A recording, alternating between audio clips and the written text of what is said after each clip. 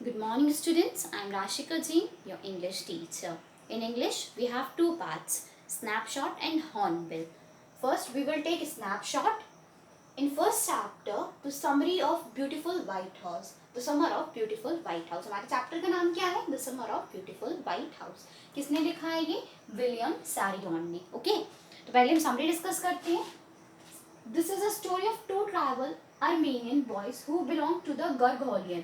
देखो, दो बॉयज की स्टोरी है ये पूरी, जो किस ट्राइब से बिलोंग करते हैं? गॉर्गोलियन ट्राइब से. Okay, for their family even at times of extreme poverty, उनकी फैमिली में बहुत ज़्यादा पॉवर्टी भी क्यों ना हो, nothing could match the importance of honesty.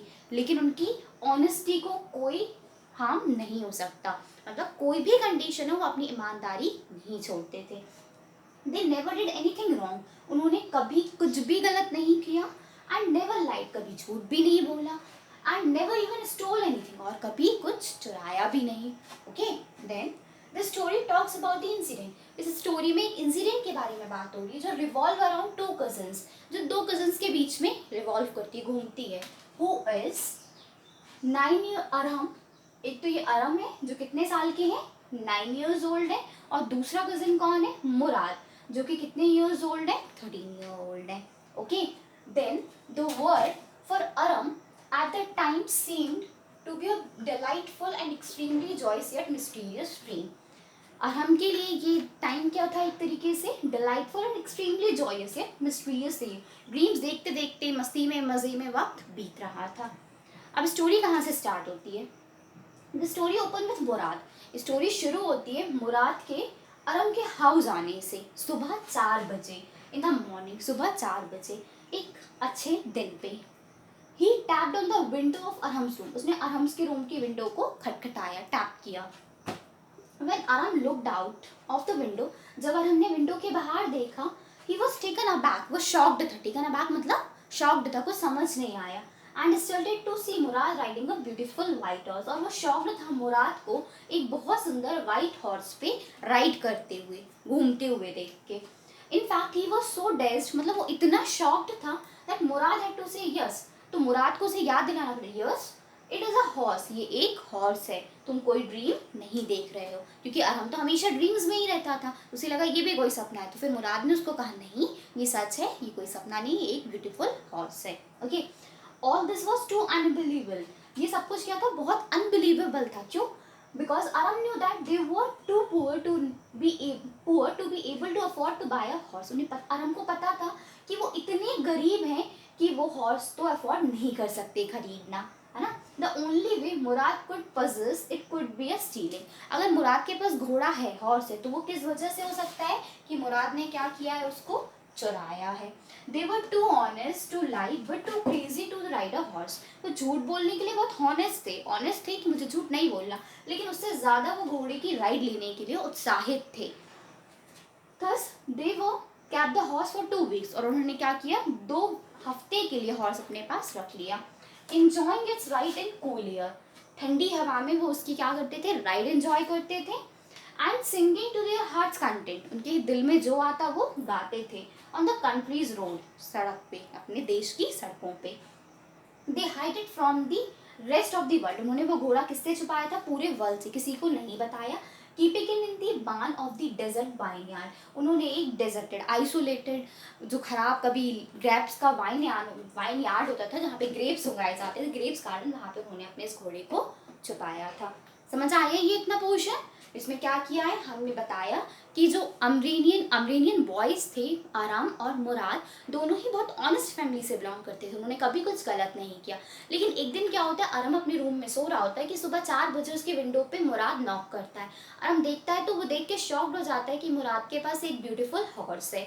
अब अरम को ये पता था कि वो लोग अफोर्ड नहीं कर सकते हॉर्स खरीदना. इसका मतलब क्या निकलता है? कि मुराद ने इस घोड़े को चुराया है. वो झूठ नहीं बोलना चाहते थे, लेकिन घोड़े की राइड लेने के लिए बहुत उत्साहित थे. तो उन्होंने ये सारी बात किसी को नहीं बताई और उस घोड़े को 2 हफ्ते के लिए अपने पास कहाँ पे छुपा के रखा? एक डेजर्टेड वाइन यार्ड में. ओके ओके, हम आगे देखते हैं क्या हुआ. Meanwhile Aram came to know that horse was stolen from John Byro. अब हॉर्स पे राइड लेते लेते उसी टाइम पे उन्हें पता चला, किसको, अरम को पता चला कि जो हॉर्स उसने चुराया वो किसका है, जॉन ब्यूरो, ठीक है। They plan not to return it to him, उन्होंने प्लान किया, सो सून, उन्होंने प्लान किया कि हम इतने जल्दी उसको ये हॉर्स रिटर्न करने वाले नहीं हैं। Although it pricked their conscience that they stoled it, साथ में उनके दिमाग में ये भी आया कि उन्होंने ये घोड़ा चुराया है। It was completely against their ethics and tribal norm, जो कि उनके नॉर्म्स के, उनके ट्राइबल, उनकी जाति के एथिक्स नॉर्म्स के पूरी तरीके से विरुद्ध है। उसके बावजूद उन्होंने डिसाइड किया कि हम इसको अभी इतनी जल्दी वापस नहीं करेंगे। वन फाइन डे, कुछ दिन बाद, एक दिन, दे केम अक्रॉस जॉन, वो किसके सामने आ गए, जॉन के सामने। द फार्मर, जो कि क्या था, एक फार्मर था। सच was the boys family famous for their honesty, अब इन बॉयजों की फैमिली किस चीज़ के लिए फेमस थी, इनकी ऑनेस्टी के लिए। That the thought of his horse being stolen by the boys never cross John's mind, अब वो ऑनेस्टी के लिए फेमस थे, तो जॉन के मन में भी ये ख्याल नहीं आया कि बॉयज ने उसके घोड़े को चुराया हो सकता है, ठीक है। ही वॉज जस्ट अमेज, वो बस सरप्राइज था, थोड़ा अमेज था, एट द रिसेम्बलेंस, मतलब जो घोड़ा उसके जैसा था, उसके घोड़े जैसा था, तो उसको देख के थोड़ा सरप्राइज था। एंड सेड, और उसने कहा, I would swear it is my horse, ये मैं अगर जानता कि आप, if I did not know your parents, अगर मैं तुम्हारे पेरेंट्स को नहीं जानता तो मैं बोलता कि ये मेरा हॉर्स है, लेकिन मुझे तो आपके पेरेंट्स को जानता हूँ, आपकी फैमिली को पता है कि आप बहुत ऑनेस्ट हैं, तो मुझे पता है कि आपने मेरा घोड़ा नहीं चुराया हो सकता, इसलिए मैं ये नहीं कह सकता कि ये घोड़ा मेरा है। देन दिस मूविंग एक्सपीरियंस, अब ये जो एक्सपीरियंस हुआ कि इतना विश्वास करते हैं, इसकी वजह से the led boys the towards John's vineyard, इस वजह से वो बॉयज किसके वाइनयार्ड में गए, जॉन के वाइनयार्ड में। दूसरी सुबह, they let the horse in the barn after petting it affectionately, प्यार से उसको सहला के वहाँ पे उसको छोड़ाते हैं। लेटर दैट डे, उस दिन के बाद, John seem to be very pleased, John बहुत खुश था, and share the news of return of his horse with Aram's mother, और उसने अरम्स की मदर से ये न्यूज़ शेयर की कि उसका घोड़ा वापस आ गया है। This story teaches us the importance and necessity of honesty, story ने हमें क्या बताया कि हमारी लाइफ में ऑनेस्टी कितनी ज़रूरी है, even in the face of grid and passion, चाहे आप ग्रीड हो या पैशन हो, लालच हो, मजबूरी हो, पर हमें हमारी ईमानदारी कभी नहीं छोड़नी चाहिए। राइटर ने इस स्टोरी को बहुत ही इंटरेस्टिंग तरीके से हमारे सामने प्रेजेंट किया। आपको स्टोरी समझ में आई अच्छे से? इसमें दो बच्चों की कहानी दी है जो कि एक बहुत ही ईमानदार परिवार से बिलोंग करते हैं, जो कभी झूठ नहीं बोलते, चोरी नहीं करते, कोई भी गलत कार्य नहीं करते, पर एक दिन एक घोड़े को मुराद चुरा के ले आता है, और उसको घोड़े के राइड लेने का इतना उत्साह रहता है कि वो दोनों बच्चे उस घोड़े को वापस ना करने का डिसाइड करते हैं।